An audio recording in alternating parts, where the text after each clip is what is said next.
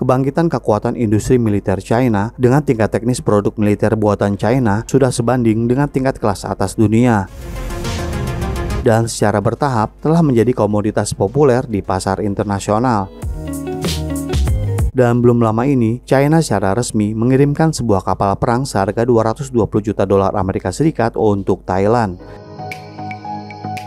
Ketika kapal ini secara resmi masuk ke layanan Angkatan Laut Thailand, ini akan menjadi kapal perang aktif terbesar di Asia Tenggara.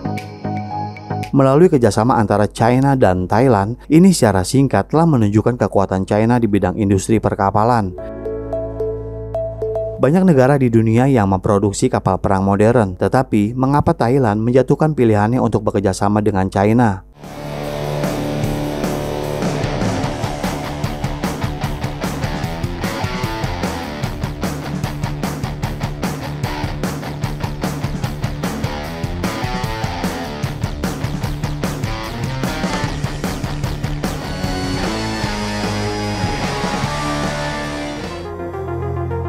Kekuatan Angkatan Laut Thailand di Asia Tenggara cukup kuat dengan jumlah pasukan aktif mencapai hampir 68.000 personel dan telah membentuk 3 armada tempur dan 1 penerbangan angkatan laut.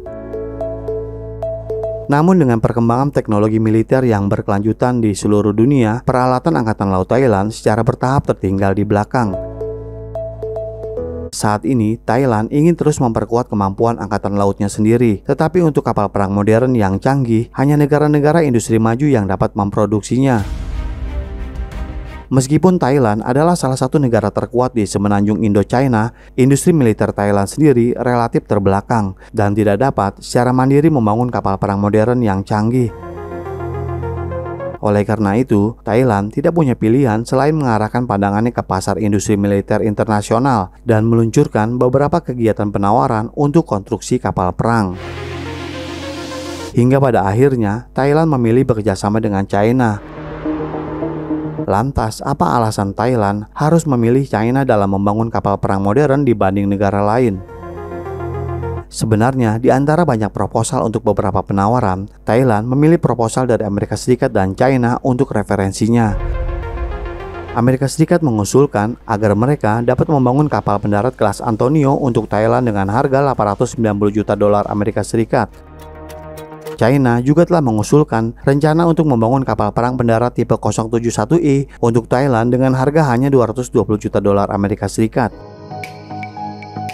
Perbedaan harga penawaran antara Amerika Serikat dan China lebih dari 4 kali lipat, dan setelah memeriksa sepenuhnya kedua opsi ini, militer Thailand menemukan bahwa dalam hal kinerja kapal pendarat 071E China hampir sama dengan kapal pendarat San Antonio Amerika Serikat. Di satu sisi, karena akibat dampak epidemi dalam beberapa tahun terakhir, anggaran fiskal Thailand menjadi lebih ketat. Namun, rencana yang diberikan oleh China untuk membangun kapal pendarat tipe 071E hanya membutuhkan 220 juta dolar Amerika Serikat. Ini 4 kali lebih murah dibandingkan dengan harga yang ditawarkan oleh Amerika Serikat. Bagi Thailand, pendapatan fiskal negaranya tidak dapat dipisahkan dari pariwisata lokal masyarakat China. Oleh karena itu, sebagian besar cadangan devisa Thailand berasal dari renminbi China. Jadi ketika membeli kapal perang, Thailand bersedia menggunakan bagian dari yuan ini untuk berdagang dengan China. Oleh karena itu, Thailand selanjutnya memilih China yang lebih hemat biaya untuk bekerja sama. Dalam kerjasama ini, China tidak hanya akan menyelesaikan pembangunan kapal perang, tetapi juga memperhitungkan pelatihan teknologi kapal perang kepada Angkatan Laut Thailand. Ketika China mengirimkan kapal perang ke Thailand, China juga akan mengirimkan personel teknis untuk memberikan bimbingan teknis kepada Angkatan Laut Thailand perihal penggunaan kapal pendarat 071E. Kapal pendarat tipe 071E memiliki panjang keseluruhan 213 meter dan lebar 28 meter. Kapal ini memiliki kecepatan maksimum hingga 25 knot. Dan jangkauan maksimumnya lebih dari 10.000 mil laut. Juga dapat membawa sekitar 600 marinir, 2 kapal amfibi pendarat, dan 5 helikopter Seahawk. Kapal ini dirilis dari galangan kapal Hudong Zonghua Shipbuilding Shanghai, China. Konfigurasi kekuatan kapal ini hampir sama dengan 1 batalion ditambah 5 helikopter besar. Dan ini adalah salah satu dari jenis kapal pendarat tercanggih di dunia. Ketika militer Thailand menerima kapal perang, Angkatan Laut Thailand juga menunjukkannya kepada media. Sangat menarik jika kita membandingkan kapal induk Cakrino Rebet Thailand dengan kapal pendarat 071E, karena kita akan menemukan bahwa kapal pendarat 071E lebih panjang. Kapal induk Cakrino Rebet yang diimpor dari Spanyol memiliki displacement kurang dari 10.000 ton, kurang dari 50% kapal pendarat Thailand, dan kapal perang Thailand ini akan menjadi kapal perang aktif terbesar di Asia Tenggara. Dari hasil kompetisi internasional untuk kapal pendarat ini, maka kami pikir industri peralatan militer China telah menjadi semakin kompetitif di pasar internasional. Dari penandatanganan kontrak hingga pengiriman resmi hanya dalam kurun waktu 3 tahun. Dan ini menunjukkan bahwa China memiliki kemampuan konstruksi militer terdepan dunia saat ini. Menurut para ahli, produk-produk buatan China terutama berada di pasar kelas bawah di pasar perdagangan militer internasional, dan di pasar industri militer menengah ke atas tampaknya berbasis di Amerika Serikat dan negara-negara barat lainnya. Akan tetapi melihat situasi saat ini, industri militer China telah mengalami perubahan besar. Misalnya kapal perang atau jet tempur China. Seperti negara-negara di Timur Tengah, angkatan udara mereka umumnya telah dilengkapi dengan jet tempur J-10 China. Seperti jet tempur tak berawak dengan kinerja yang sangat baik, telah banyak diekspor ke negara-negara Timur Tengah ini dalam jumlah besar. Pasar kelas atas ini awalnya dimonopoli oleh Amerika Serikat dan negara barat. Tetapi sekarang, China juga telah menempati sebagian posisi tersebut.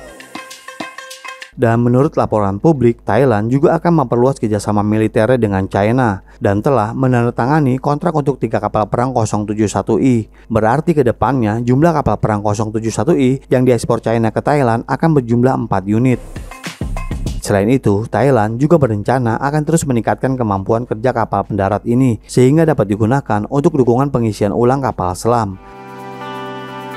Ini menandai bahwa kerjasama militer antara China dan Thailand dapat lebih diperdalam. Jadi sangat bijaksana bagi Thailand untuk bekerjasama dengan China dalam industri militer. Melalui kerjasama internasional yang erat ini, China dan Thailand menjaga hubungan internasional yang bersahabat, sehingga China akan bekerjasama dengan Thailand di lebih banyak bidang lagi. Thailand juga akan mendapat dukungan pasar China yang besar dalam hal perdagangan komoditas dan pariwisata internasional. Dan begitu juga dengan China yang akan memperoleh lebih banyak peluang untuk mengekspor produk berteknologi canggih ke seluruh dunia. Ini adalah kerjasama yang saling menguntungkan bagi kedua negara ini. Jadi bagaimana menurut pendapat Anda? Apakah kita masih harus membeli peralatan militer yang mahal dari Barat tetapi dengan kualitas yang sama? Belum lagi sederet aturan-aturan yang terkadang tidak menguntungkan kita. Silakan berikan komentarnya di kolom komentar kami. Terima kasih dan sampai jumpa di episode berikutnya.